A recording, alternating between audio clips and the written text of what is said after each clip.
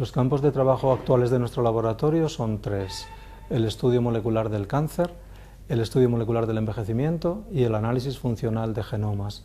Estudiamos procesos complejos como el cáncer y el envejecimiento y utilizamos tecnologías actualmente muy innovadoras para entender estos procesos complejos.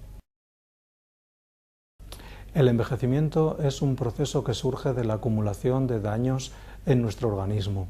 En los últimos meses hemos sido capaces de definir con precisión cuáles son estos mecanismos que se alteran en el envejecimiento y podría resumirlos en 9 claves moleculares. Las 4 primeras serían los daños primarios que sufren nuestras células. Son daños en el genoma, daños en el epigenoma, que es la manera en la que se expresa la información del genoma, daños en los telómeros, que son los extremos de los cromosomas, que controlan su estabilidad, y finalmente daños en las proteínas, en el equilibrio de las proteínas. Estos daños que sufren todas nuestras células por el paso del tiempo generan unas respuestas protectoras en el organismo. Y estas respuestas son, por ejemplo, cambios metabólicos, cambios energéticos y también la inducción de un proceso de senescencia celular que protege a las células.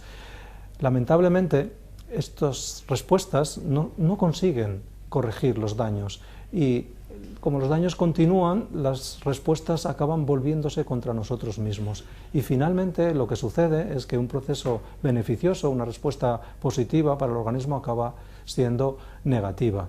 Y las células encargadas de renovar los tejidos, las células progenitoras, dejan de acudir a la llamada de la renovación y envejecemos. Y además, los mensajes que deberían enviarse unas células a otras a través de todo el organismo para mantener ese equilibrio, ya no se reciben de manera adecuada y, por tanto, todo el organismo se vuelve como una especie de campo senescente, de campo de envejecimiento, que conduce finalmente pues, a que los organismos poco a poco pues, van volviéndose confusos, difusos y finalmente pues, se rinden. Durante muchos años, quizás durante toda la historia de la humanidad, hemos considerado que el envejecimiento tenía una serie de características que llamamos inexorable, universal, irreversible, y sin embargo, gracias a los conocimientos moleculares de los últimos años, estos aspectos tan deterministas han empezado a tambalearse. Y así, hoy sabemos que no todos los organismos envejecen al mismo ritmo. Incluso hay algunos organismos en la naturaleza que no envejecen. Dentro de la especie humana, los ritmos de envejecimiento son muy distintos dependiendo de cada uno de nosotros, y todo eso está escrito en el genoma. Además, existe la posibilidad hoy real de reprogramar las células y al menos en los laboratorios podemos volverlas atrás en el tiempo hasta recuperar un pasado juvenil, pleno de potencia bioquímica, que esto se utiliza para corregir posibles defectos, crear modelos de enfermedades y eventualmente para trasplantar estas células corregidas.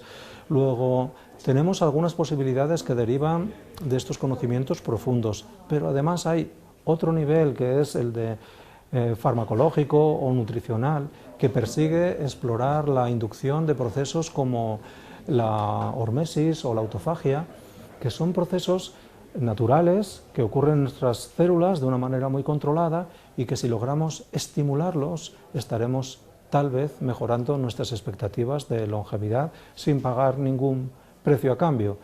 Esto se puede conseguir con algunos fármacos que están ahora mismo en experimentación y también con intervenciones en la dieta.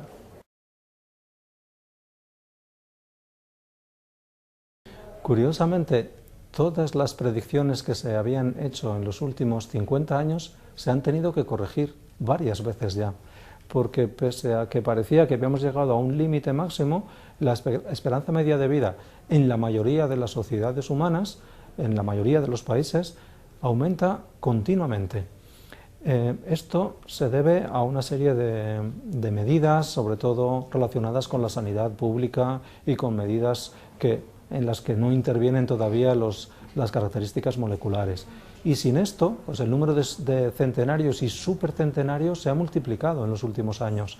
Y al menos el límite actual son 122 años, que es la edad máxima que alcanzó uno de nosotros, Jean Calment, en Francia, vivió 1 millón de horas aproximadamente, ¿no? Si uno de nosotros llegó a esta edad, sin necesidad de hacer ninguna intervención, ninguna terapia génica, ninguna reprogramación, ninguna regeneración especial, es que todos nosotros, en condiciones óptimas, podríamos llegar a ello. Ese es, digamos, un objetivo ideal, porque el verdadero objetivo es intentar que la vida sea lo mejor posible para todo el mundo. Y para eso deberemos aplicar los conocimientos sobre el envejecimiento al estudio de las enfermedades asociadas al mismo, que son las que realmente adelgazan nuestro futuro. En nuestro genoma dirige muchos de nuestros comportamientos. No es tan determinista como estamos acostumbrados a imaginar, pero en el genoma están escritas en forma de cambios en sus unidades constituyentes, cambios que llamamos polimorfismos. Están escritas nuestras capacidades, nuestras aptitudes, nuestras susceptibilidades también al envejecimiento y a las enfermedades.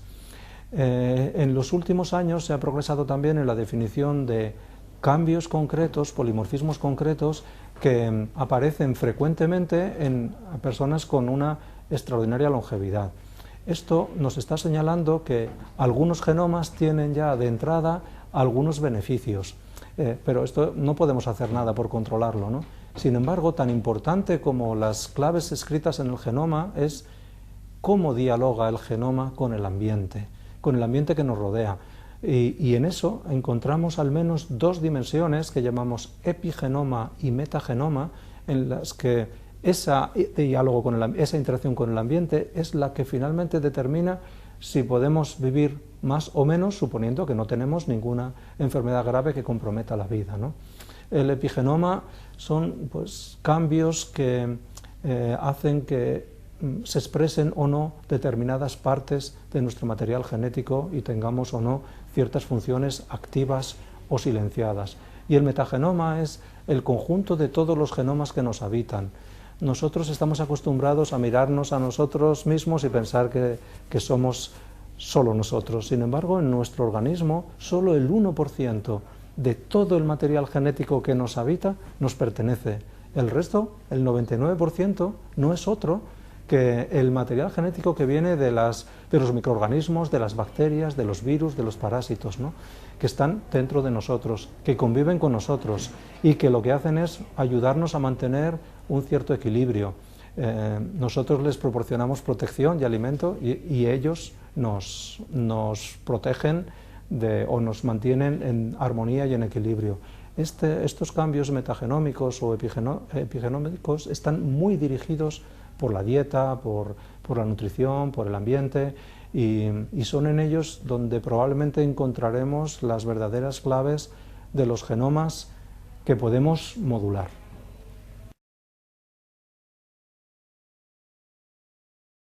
Es un momento difícil en general para los investigadores, sobre todo en nuestro país, ¿no? Pero también es un momento en el que la tecnología está progresando tanto que seguimos manteniendo el espíritu, el estímulo de vencer las dificultades y tratar de seguir contribuyendo al conocimiento. En el campo del envejecimiento es especialmente notable porque ha tenido lugar en muy pocos años avances muy importantes y por eso el estudio del envejecimiento y las posibilidades de extender la longevidad han dejado de ser un asunto secundario, banal, que se dirige a la vanidad humana o a mejorar la autoestima, y ha pasado a ser objeto directo de investigación científica profunda, porque pensamos que en estos estudios están las claves de extender la longevidad y de vencer las enfermedades asociadas al envejecimiento, las enfermedades neurodegenerativas, el cáncer. Por tanto, la investigación va a seguir. Un país sin ciencia es un país sin futuro y, por tanto, las mejores inversiones que podemos hacer es en conocimiento. Yo de lo que más orgulloso me siento de toda mi carrera científica es de mis discípulos, de lo que ellos son capaces de hacer, de mis alumnos, de mis discípulos. Ellos nunca fallan, ellos son capaces de estimular día a día tu propia capacidad de trabajar y de seguir investigando. Luego, ojalá podamos seguir invirtiendo en las jóvenes generaciones para que tengan las oportunidades que tuvimos nosotros.